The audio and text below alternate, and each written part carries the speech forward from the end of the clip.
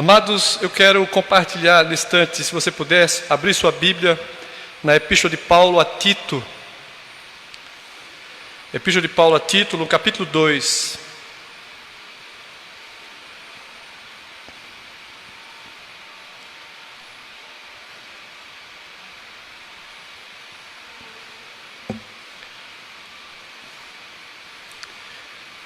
Aqui o texto tem como título os deveres das várias classes de pessoas crentes.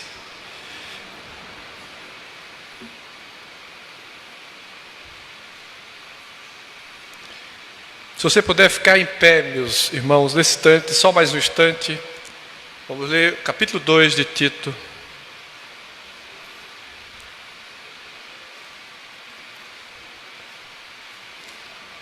A partir do verso 1. E vamos fazer mais uma vez essa leitura todos juntos. Os deveres das várias classes de pessoas crentes, todos.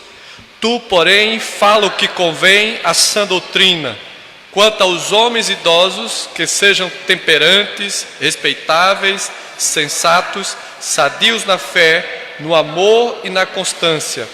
Quanto às mulheres idosas, semelhantes, que sejam sérias em seu proceder, não caluniadoras, não escravizadas a muito vinho, sejam mestras do bem, a fim de instruírem as jovens recém-casadas a amarem ao marido e a seus filhos, a serem sensatas, honestas, boas donas de casas, bondosas, sujeitas ao marido, para que a palavra de Deus não seja difamada.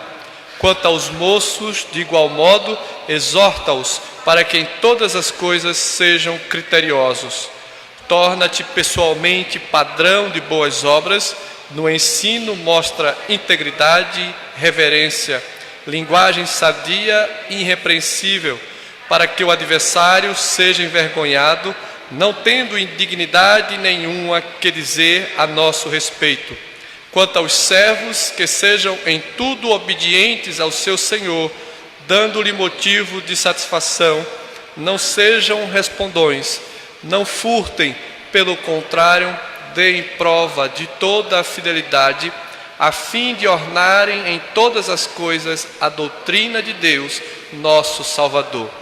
Porquanto a graça de Deus se manifestou salvadora a todos os homens, educando-nos para que, erragadas a impiedade e as paixões mundanas, vivamos no presente século sensata, justa e piedosamente, aguardando a bendita esperança e a manifestação da glória do nosso grande Deus e Salvador Cristo Jesus, o qual a si mesmo se deu por nós, a fim de remir-nos de toda iniquidade e purificar para si mesmo um povo exclusivamente seu, zeloso de boas obras.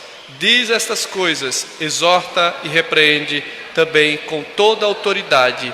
Ninguém te despreze. Amém. Santo Deus, te louvamos, Senhor, pela tua palavra que foi lida nesse instante. Te louvamos por esse culto que a ti oferecemos. Ó Pai, tem misericórdia de nós, pecadores, tem misericórdia de nossas falhas, tem misericórdia, Senhor, de nossa limitação. Usa-me, Senhor, como instrumento para a glória do teu nome, para a edificação da tua igreja.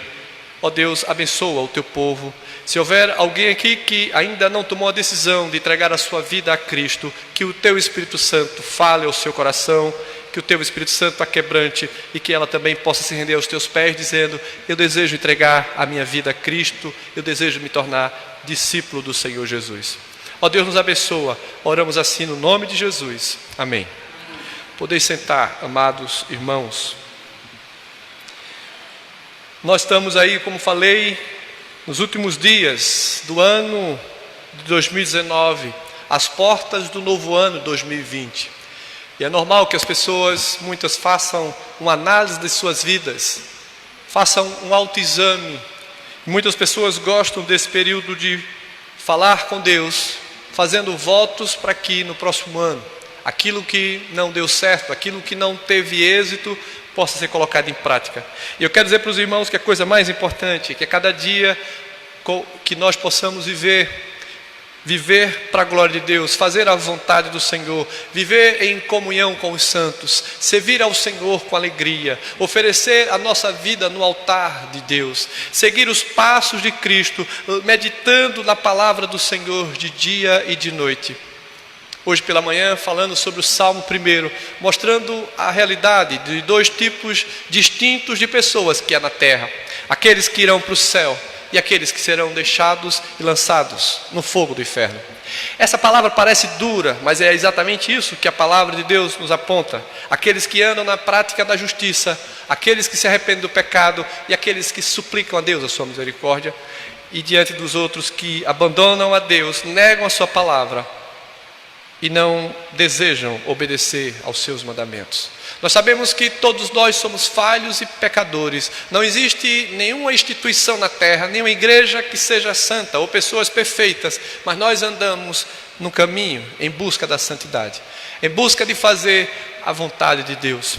E meus irmãos, o texto que estamos aqui diante de nós nessa noite, abrindo para poder compartilhar com os irmãos, essa é uma das epístolas do apóstolo Paulo, aquele dos quais nós conhecemos que foram um dos maiores, digamos assim, um dos maiores desbravadores do Evangelho. Deus o chamou, Deus o transformou para que ele pudesse ser um arauto do Senhor, proclamando as verdades de Deus. E dentre essa epístola, Paulo é o escritor de pelo menos 13 das 27 epístolas do Novo Testamento. E nós sabemos que este homem de Deus, ele escreve essa epístola. Essa é uma das menores epístolas de Paulo. Ele endereça a Tito, semelhantemente a Timóteo, dois daqueles homens de Deus servos que ele prepara para o ministério da palavra. E aqui, sendo uma das mais breves das epístolas de Paulo, ela é chamada também das cartas pastorais, aonde ele endereçou a Timóteo e a Tito. E Tito é o primeiro texto antes de Timóteo que Paulo escreve. E cartas pastorais porque ele escreve com o propósito de municiar, de capacitar esses servos para a edificação da igreja, para que eles possam estar prontos, preparados para o ensino, a pregação, a demonstração do povo de Deus. E essas cartas são orientações práticas do apóstolo Paulo ao que ele chama de filhos na fé, tanto Timóteo como a Tito. John Stott, pregador e escritor bíblico, ele diz com ênfase que esta carta ela apresenta-nos a doutrina e o dever. Ou seja, ela apresenta a Tito os rudimentos que ele deve ensinar quanto à doutrina e quanto ao dever daqueles que são doutrinados, daqueles que são ensinados. E essa carta é dirigida à família, é dirigida ao mundo como um todo, no âmbito social. E também aqui ele mostra a questão da igreja. Então ele vai aqui municiar a Tito acerca dessas três vertentes: família, acerca do mundo e acerca da igreja. Assim como Paulo fez com Timóteo, municiando para que ele não fosse relapso, mas que ele tornasse padrão, modelo dos fiéis, dos santos, da igreja, dos redimidos. Assim também Paulo escreve a Tito. Se você observar no verso 1, ele diz: tu, porém, fala o que convém à sã doutrina. O apóstolo Paulo, preocupado para que Tito seja um modelo para a igreja, que ele ensine a doutrina santa, a doutrina bíblica, a doutrina ortodoxa, aquela que emana das Escrituras, não uma doutrina antropocêntrica, dos quais o mundo nos nossos dias, como na época de Paulo, estava repleta delas. Homens pregando acerca de si mesmo, para si mesmo, uma mensagem adocicada, das quais as pessoas desejavam ouvir. Mas Paulo diz a Tito: tu, porém, fala o que convém à sã doutrina, a palavra da verdade. E ele diz também, no capítulo 1, do verso 1, Paulo, servo de Deus e apóstolo de Jesus Cristo, para promover a fé que é dos eleitos de Deus. Ele foi levantado com essa missão: promover a fé, anunciar a verdadeira fé em Deus e o pleno conhecimento da verdade segundo a piedade. Ou seja, o que Paulo está falando aqui para Tito é para que ele se revista de todo o poder do alto para poder edificar a igreja. Amados, aqui é maravilhoso entender que Paulo ordena a Tito, como ordenou a Timóteo na sua epístola, nada mais do que pregar e ensinar a sã doutrina. É isso que ele diz, ou seja, a verdade absoluta. Então, quando nós estamos ensinando e pregando, temos que pregar o que as Escrituras falam. Temos que buscar, examinar e extrair da verdade das Escrituras aquilo que o Espírito Santo tem para a condução do seu povo na terra. E muitas igrejas nos dias de hoje têm abandonado a sã doutrina, abraçando o pragmatismo, uma mensagem fast food, uma mensagem do momento, aquilo que talvez amacie o ego do homem, aquilo que as pessoas querem ouvir, mas a palavra de Deus deve ser pregada com fidelidade. Pregam aquilo que Deus mandou pregar, assim como Deus falara aos seus profetas, e eles tinham que anunciar como boca de Deus ao coração do homem. E os profetas sempre temiam a morte, porque eles estavam apontando para a ferida, para o erro, para o pecado. E muitos dos nossos dias têm pregado exatamente uma mensagem que não é teocêntrica, mas é uma mensagem antropocêntrica, ou seja, aquilo que a palavra de Deus ensina é que Deus deve ser o centro da vida da igreja, o centro da mensagem. E é isso que Paulo diz a Tito. Então, no início desse capítulo 2, Paulo dá instrução para que Tito anuncie à igreja os oráculos de Deus de forma segura. Ele diz: você vai falar, ensinar para homens, para mulheres, para jovens, para todos e trabalhadores. Todos eles devem ser instruídos na verdade santa. É exatamente isso que nós vemos no texto que lemos. Ele começa no verso 3: quantas mulheres idosas, semelhantes que sejam sérias em seu proceder, não caluniadoras, não escravizadas a muito vinho, sejam mestras. E aí o apóstolo Paulo vai instruindo a cada classe de pessoas que há na igreja, na família e na sociedade. Ou seja, ele dá instrução em todos os aspectos da vida, baseado aqui na graça de Deus, na graça salvadora, na fé salvadora, na instrução do Espírito Santo para a edificação dos santos. Porque nós, irmãos pecadores, precisamos da manifestação da graça bendita de Deus. Nós precisamos, irmãos, nos alimentar do alimento vivo dos céus. O povo de Deus não pode viver alienado com as coisas desses séculos. O povo de Deus deve meditar na palavra. É exatamente isso que falamos hoje pela manhã. Meditar de dia e de noite. O crente, aqueles que foram resgatados por Deus, os adoradores do Senhor, eles não têm uma vida meio que relaxada ao relapso. Ele tem que ter uma vida fiel e sincera a Deus. Muitas pessoas hoje têm trocado a meditação, a instrução da palavra por mensagens de redes sociais, por palavras bem encaixadas, por frases de efeitos, por jargões.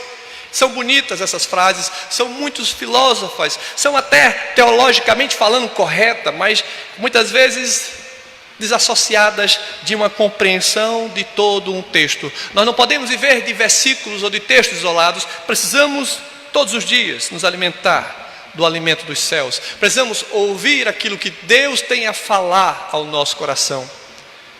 Muitos de nós temos vivido um evangelho muito pequeno, muito sem sabor, e nós só podemos fazer a vontade de Deus, ouvir a voz de Deus, e que as nossas orações sejam respondidas quando nós andamos lado a lado com o Senhor.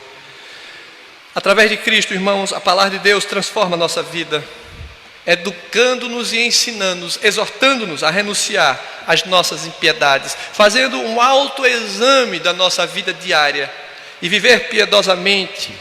É isso que Deus espera de nós. Viver uma vida de piedade, uma vida que manifeste a glória de Deus. Muitas vezes nós sabemos todos os conceitos da doutrina, da teologia, nós conhecemos muitos desses argumentos, muitos desses temas teológicos, mas muitas vezes nós não colocamos em prática ou não sabemos viver de fato aquilo que aprendemos. Mas, irmãos, eu quero compartilhar nessa noite sobre o tema, a manifestação da graça de Deus em nossa vida.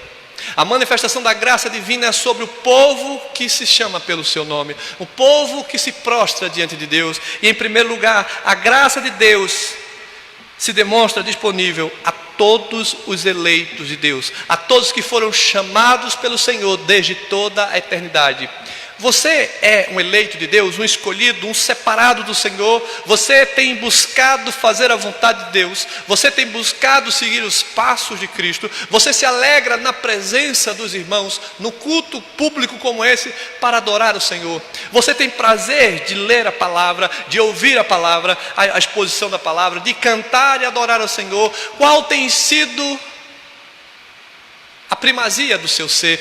Qual é a coisa mais importante da sua vida? Talvez o seu trabalho, os seus filhos, o seu lar, o seu dinheiro, as suas riquezas, as suas posses. O que é mais importante na sua vida? Porque esse é o dia do Senhor. É o dia em que a igreja espalhada sobre toda a terra, no primeiro dia da semana, se reúne para adorar a Deus, para ouvir a sua voz. Nós não podemos vir à igreja preocupado com as coisas que eu vou resolver na segunda e nos outros dias da semana. O final do ano se aproxima. Terça-feira é o último dia, é o Réveillon. É o dia da ceia com a família, é o dia de viajar. Meus irmãos, eu quero dizer para vocês que esse é o dia do Senhor, onde o meu coração deve estar disposto a ouvir a voz de Deus e ser transformado por Deus a cada dia. E é exatamente isso, a graça de Deus se demonstra disponível aos eleitos. O verso 11 desse texto que lemos no capítulo 2 diz: porquanto a graça de Deus se manifestou salvadora a todos os homens. Aqui ele não está falando de todos indistintamente, sem exceção. Ele está falando aqui sem acepção, mas não sem exceção, aos eleitos, aqueles que ouviram o Evangelho, a voz de Deus, e se renderam aos seus pés, aqueles que se prostram ante a verdade. Pois nós falamos que a graça de Deus alcança todos sem exceção. Homens, mulheres, jovens, crianças, de todos os povos e raças. Deus não faz acepção das pessoas. A questão aqui é que nós não podemos entrar naquele argumento da salvação universal, onde todos serão salvos todos aqueles que creem em Jesus como seu Senhor e Salvador. E aí, essa é a frase mais clássica que muitas pessoas têm dito por aí, algumas pessoas, não todas, mas todos os caminhos levam a Deus. Todas as religiões, todas que falam o nome de Jesus, todas que clamam o nome de Deus. Mas qual é o Deus que tem clamado? Qual é o Cristo que tem sido pregado? Qual é o Cristo que tem sido anunciado? Se for o Cristo revelado nas Escrituras, esse de fato é o Salvador. E meus irmãos, o que a graça de Deus faz é romper todas as barreiras, todos os preconceitos. É isso que o texto está dizendo. Atinge todos os grupos sociais, homens, mulheres, jovens e crianças, idosos. Não há distinção de pessoas. O Evangelho deve ser anunciado a todos indistintamente. O João 3,17 diz: porque Deus enviou o seu Filho ao mundo, não para que julgasse o mundo, mas para que o mundo fosse salvo. Esse mundo significa aonde quer que haja os eleitos, aqueles que Deus separou desde a fundação do mundo, eles serão alcançados pelo Evangelho da graça. Não é pela pessoa que prega, mas pelo Espírito Santo que usa como instrumento para a proclamação do Evangelho. E assim toda manifestação da parte de Deus provoca mudanças. Aqueles que de fato creem em Deus e entregaram suas vidas a Cristo, eles são transformados pelo Espírito Santo de Deus. Nesse caso, as pessoas mudam a sua vida não pelo seu esforço, não pela sua colaboração, não pela uma decisão do homem, mas pela ação de Deus. Meus irmãos, aqui a palavra de Deus diz, exatamente tem um texto aqui de Gálatas, no capítulo 2, o apóstolo Paulo escrevendo aos Gálatas, ele diz, capítulo 2, verso 19, porque eu, mediante a própria lei, morri para a lei, disse Paulo, a fim de viver para Deus. Estou crucificado com Cristo, logo já não sou eu quem vive, mas Cristo vive em mim. E esse viver que agora tenho na carne, vivo pela fé no Filho de Deus que me amou e a si mesmo se entregou por mim. Todos aqueles que ouvem a voz do Evangelho, eles creem em Cristo, porque é Cristo que salva. Não é a igreja, não são as denominações na terra, não são pessoas que fazem com que você seja transformado, mas é a palavra de Deus que santifica, a palavra de Deus que transforma. Cristo vive em mim. Todo aquele que é nascido de Deus não vive mais para si mesmo, mas vive para a glória de Deus. Cristo vive em mim significa agora que o meu pensamento, as minhas, tudo aquilo que eu anseio agora é condicionado diante da palavra de Deus. Eu agora temo ao Senhor, eu agora busco fazer a vontade de Deus. Nós não podemos viver, irmãos, um cristianismo sem compreender a cruz de Cristo, o sacrifício vicário do nosso Salvador, sem saber que Deus enviou o seu Filho para nos redimir dos nossos pecados. Estamos com a oportunidade a cada dia das nossas vidas de entregar o nosso coração diante de Deus, de seguir os passos de Cristo e de reconhecer a nossa falibilidade, a nossa fraqueza, a nossa pequenez. O apóstolo Paulo, ele quando diz aqui exatamente sobre esse tema, que a graça de Deus se demonstra disponível a todos aqueles que temem ao Senhor. E ele vai dizer também, em segundo lugar, que a graça de Deus educa-nos a renegar os pecados, a ter uma vida de santidade, a reconhecer o quanto sou pecador e o quanto preciso da misericórdia de Deus. O verso 12 desse texto que lemos diz: educando-nos para que, renegadas a impiedade e as paixões mundanas. Aquele que nasceu de novo não vive na prática do pecado, nem anseia por uma vida desordenada. Ser cristão é estar matriculado na escola do Espírito Santo, é ter dependência de Deus em sua vida, é não tomar decisões sem antes falar com Deus em oração, sem antes meditar na sua palavra, sem antes se prostrar diante de Deus e clamar por ajuda e por socorro. Irmãos, uma vida cristã autêntica é aquela que em tudo que faz depende da direção e da condução de Deus. Nós precisamos renegar as paixões mundanas, renegar as coisas desse século, não viver naquilo que o mundo oferece. Renegar significa abandonar, renunciar, deixar para trás aquilo que Deus deseja que não vivamos. Renegar e renunciar em piedade significa renegar tudo o que literalmente nos afasta de Deus. A palavra de Deus, o texto que lemos hoje pela manhã, em Salmo 1, no verso de número 3, o salmista, que alguns dizem ser Davi, mas não se sabe de fato o autor desse salmo. Esse salmo ele nos mostra uma verdade máxima. Aqui diz o texto, no verso 3, no verso número 1, a parte B. Ele diz: bem-aventurado o homem que não anda no conselho dos ímpios, que não se detém no caminho dos pecadores, nem se assenta na roda dos escarnecedores. Então ele que diz para que nós não vivamos no presente século de acordo com os rudimentos desse mundo, mas isso só é possível quando o Espírito Santo de Deus habita em nós. É Ele que faz transformação em nossa vida, é Ele que faz renegarmos e renunciar à prática da impiedade. O ímpio é aquele que não leva a Deus em conta, é aquele que não tem uma aliança com Deus, que quebrou a aliança com Deus, que é desobediente e que não teme a Deus. Ele não busca, porque ele pratica a iniquidade. Ele é inimigo de Deus, ele confronta a Deus. Mas aqueles que são transformados por Deus, aqueles que ouvem a voz do Evangelho, aqueles que ouvem a voz de Cristo, da palavra do Senhor, os seus corações são quebrantados. É porque esses de fato são aqueles os quais a Escritura chama de filhos de Deus. Aqueles que se aproximam do Senhor, confessam seus pecados e deixam. Aquele que deseja ser batizado em nome do Pai, do Filho e do Espírito Santo. Aquele que diz: eu desejo seguir a Cristo como meu Salvador. Aqui o apóstolo Paulo, quando diz a Tito, renegar as paixões mundanas, são essas que são filhas de uma vida de prática da impiedade, da iniquidade, frutos de um relacionamento contrário a Deus. Exatamente aqueles que andam na contramão da verdade. O Salmo 1 faz uma clara distinção entre esses dois grupos de pessoas, ímpios e justos. E quem são os justos? São aqueles que foram justificados pelo sangue do Cordeiro. Eu e você, pela graça de Deus, pela sua misericórdia, quando um dia confessamos que Jesus é o nosso Salvador, é porque Deus nos redimiu do pecado, Ele nos resgatou com cordas de amor, Ele nos tirou do lamaçal de lama, Ele nos tornou seus filhos, filhos redimidos.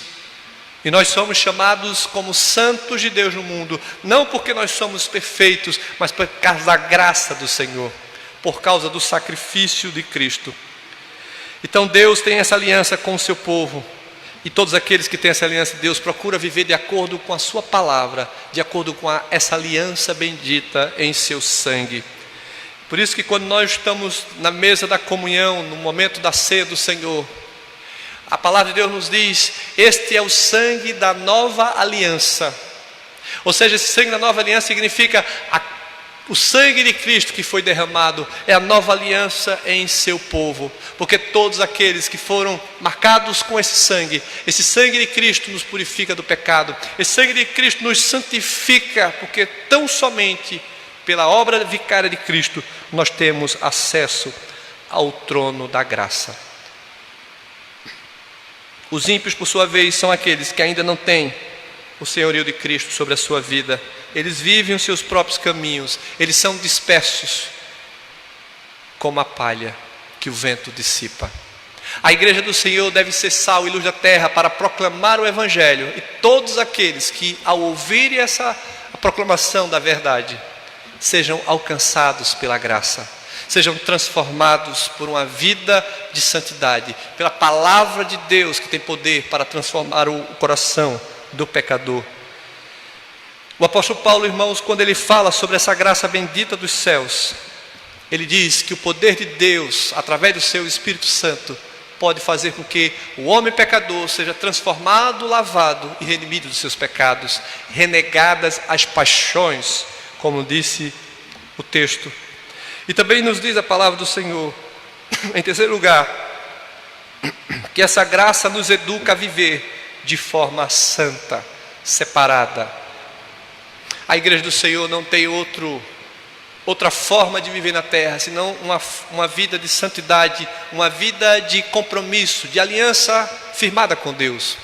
E o texto diz, no verso 12, de Tito capítulo 2: vivamos no presente século sensata, justa e piedosamente. Uma vida sensata, uma vida justa, uma vida piedosa, ou seja, uma vida alicerçada na verdade de Deus.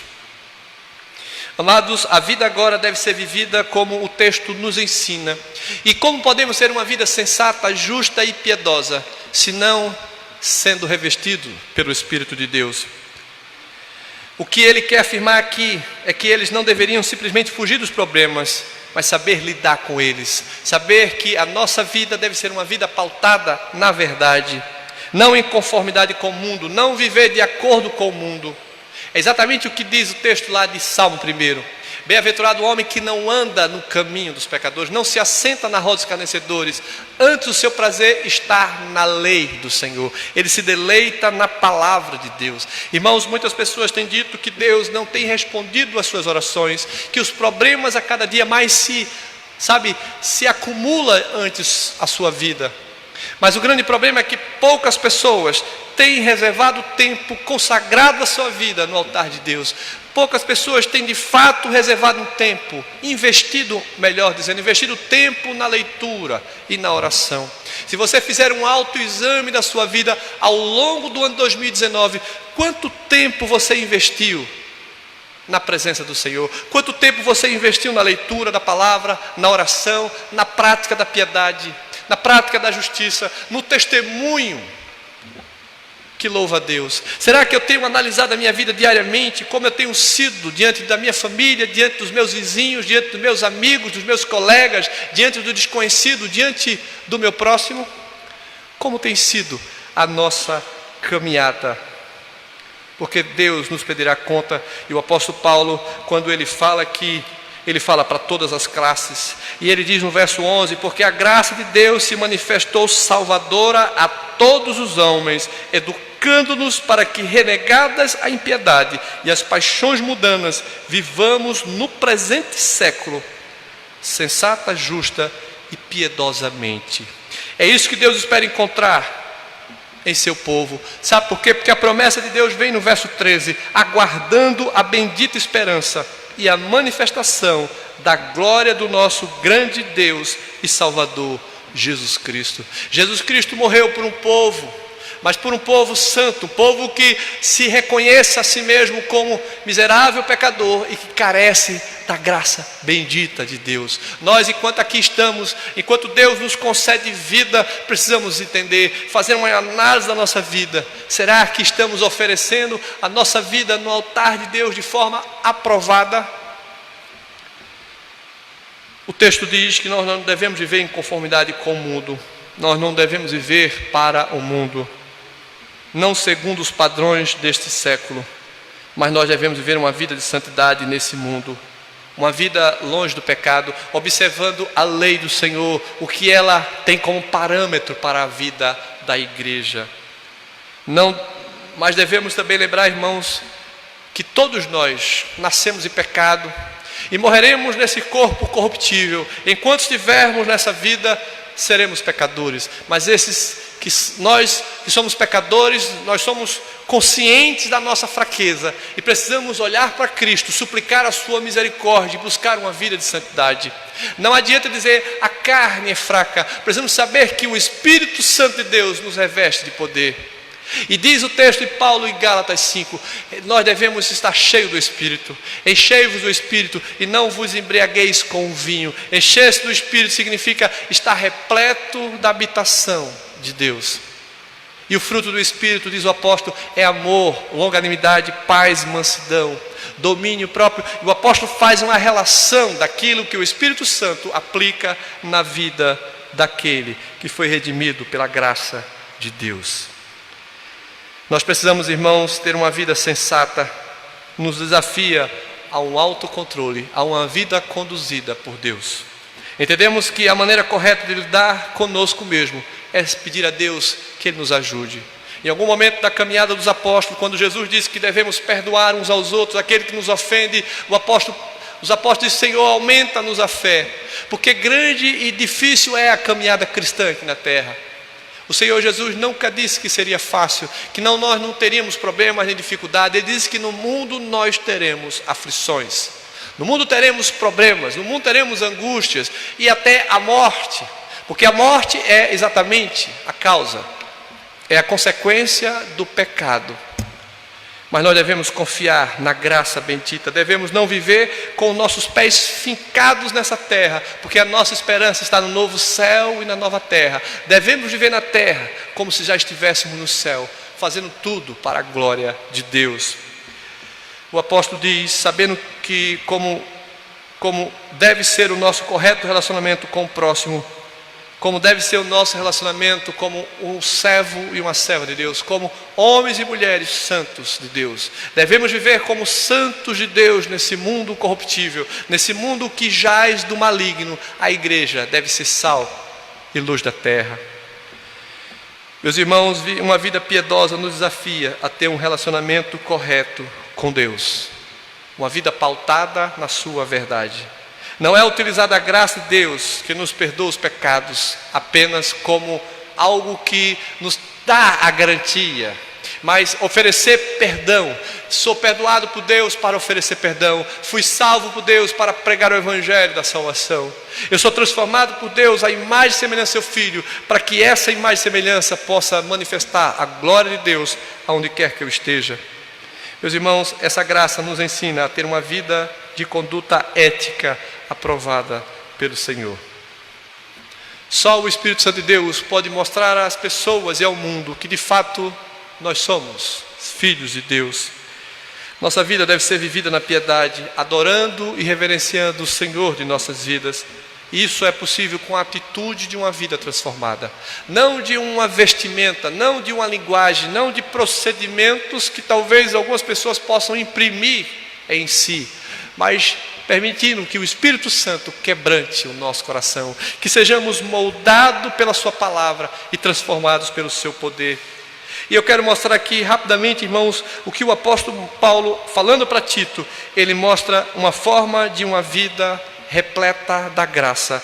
O capítulo 2, verso 13 diz: aguardando a bem-aventurada esperança e o aparecimento da glória do nosso grande Deus e Salvador. A igreja deve ansiar, aguardar o retorno de Cristo. Nós estamos esperando aqui alguns dias, o último dia de 2019.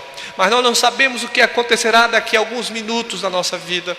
Não sabemos se Jesus está voltando daqui a alguns instantes, mas o que eu devo saber é que eu devo viver para a glória de Deus. É exatamente isso que diz: aguardando a bem-aventurada esperança da glória do nosso Senhor. A igreja deve estar sempre pronta, aguardando o retorno do Salvador. Ele diz no verso 14 que se deu a si mesmo por nós para nos remir de toda iniquidade e purificar para si um povo todo seu, zeloso e de boas obras. A mesma coisa que Tiago fala na epístola dele, Tiago capítulo 2, quando ele diz: a fé sem obras é morta. Tem muitas pessoas que têm uma ortodoxia, sabe, exemplar, conhece tudo acerca da doutrina e da teologia reformada, conhece tudo acerca da teologia bíblica, exegética, tem uma boa hermenêutica, mas não tem uma prática daquilo que prega, daquilo que ensina. Ou seja, não pode haver um divórcio entre a ortodoxia, o conhecimento de Deus, e a ortopraxia, aquilo que eu devo efetuar numa vida de santidade, uma vida de piedade. É isso que Paulo diz a Timóteo: o exercício físico para pouco é proveitoso, mas a piedade para tudo é proveitosa. Ou seja, uma vida de santidade, de misericórdia, de graça bendita de Deus. Viver hoje, irmãos, na manifestação e na expectativa dessa glória de Deus. Lá em Hebreus, no capítulo 12, verso 2, diz o texto: fitando os olhos em Jesus, autor e consumador da nossa fé, o qual pelo gozo que lhe está proposto suportou a cruz, desprezando a ignomínia, e está sentado à direita do trono de Deus. Precisamos estar com nossos olhos fitos no nosso Senhor. Ele é o nosso mestre, Ele é o nosso Salvador, Ele está conosco todos os dias, até a consumação, não do ano 2019, mas até a consumação dos séculos, até o último instante o último instante da sua vida. O Senhor está contigo, Ele vela por você, Ele intercede por nós. Ele diz: estou convosco todos os dias. Meus irmãos, nós temos essa garantia, nós não podemos perder o foco em Cristo, porque Ele é o nosso Redentor. E Tiago também, e diz aqui Tito também no capítulo 2, verso 14, que o nosso Senhor se deu por si, deu a si mesmo por nós, para nos remir de toda iniquidade. Ele já pagou o preço dos nossos pecados, Ele já pagou o preço de nossas enfermidades, Ele já conquistou não só a garantia do perdão, não só nos livrou da morte eterna, mas nos garantiu a presença com Ele no novo céu, na nova terra. Nós precisamos entender que ser zeloso de boas obras significa ter uma vida santa, pautada na verdade. As boas obras aqui, irmãos, não são aquelas que muitas pessoas têm dito, de fazer boas ações, caridades, e isso deve fazer parte da vida cristã. Tem muitos cristãos que não fazem caridades ou ajudam as pessoas, serviços sociais, porque dizem que algumas seitas se utilizam disso para obter a salvação. Mas nós que sabemos que somos salvos pela graça, devemos agir de boa vontade, devemos agir com a caridade, com a misericórdia, com a assistência social, sim, não separando a verdade de Deus, entendendo que não são as obras que salvam, mas as obras são a evidência daqueles que são salvos. As boas obras são a evidência de que eu amo o meu próximo, que eu preciso estender a mão. Isso é ser zeloso de boas obras, porque isso é o reflexo da graça de Deus que deve operar na vida do povo santo do Senhor. E aqui o apóstolo diz, terminando o verso 14 do capítulo 2: o qual a si mesmo se deu por nós, a fim de remir-nos de toda iniquidade e purificar para si mesmo um povo exclusivamente seu, zeloso e de boas obras. Diz essas coisas, exorta e repreende também com toda autoridade. Ninguém te despreze. Ninguém te despreze, ou seja, não se deixe levar pelos comentários, mas prega com fidelidade. Não se deixe levar pelos aqueles que te perseguem, mas prega a verdade. Não se deixe levar por qualquer outra coisa que se levante contra você, mas pregue a verdade. Como disse Tiago, a fé sem obras é morta. Paulo afirma a Tito como deveria ensinar: falar com toda autoridade, a palavra de Deus, exortar com toda a autoridade a palavra de Deus e repreender também com toda a autoridade na palavra de Deus.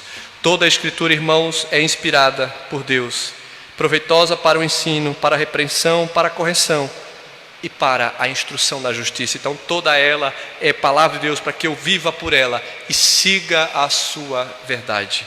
Meus irmãos, como embaixadores de Cristo, eu e você devemos pregar o Evangelho e viver o Evangelho. O que o apóstolo Paulo está dizendo aqui para Tito é que ele deve andar dignamente, pregando a sã doutrina. Importa, é exatamente isso que ele diz para Tito: tu fala o que convém à sã doutrina. Fala a homens, às mulheres, aos jovens, aos trabalhadores, exorta, ensina. Meus irmãos, nossa vida deve ser uma vida a cada dia transformada por essa palavra. Nós fomos redimidos pelo Senhor para termos uma vida aprovada por Deus. Viver na terra, como disse antes, como se já estivéssemos no céu. Nunca deixar de negligenciar o momento a sós com Deus, ouvindo a sua instrução quando eu paro para ler a palavra. Estando a sós com Deus e colocando diante dele aquilo que nós tanto precisamos, queremos e temos a agradecer em oração. Nós precisamos encontrar tempo na nossa agenda para adorar ao Senhor, para buscar em primeiro lugar o seu reino, para entregar o nosso coração no altar. Talvez assim muitos possam dizer: eu tenho ouvido Deus falar comigo, Deus tem ouvido a minha oração, Deus tem atendido a minha prece. Porque Deus, Ele vela pelos seus. Deus conhece aqueles que o adoram em espírito e em verdade. E são esses que Deus procura. Meus irmãos, os deveres aqui que eu e você temos para com Deus é de uma vida santa, pautada na verdade, instruídos pelo Espírito Santo. Que Deus, pois, nos ajude a viver uma vida que exalte o seu nome. Que Deus nos ajude a termos uma vida observando os preceitos da lei do Senhor, para que possamos viver para a sua graça. Amém?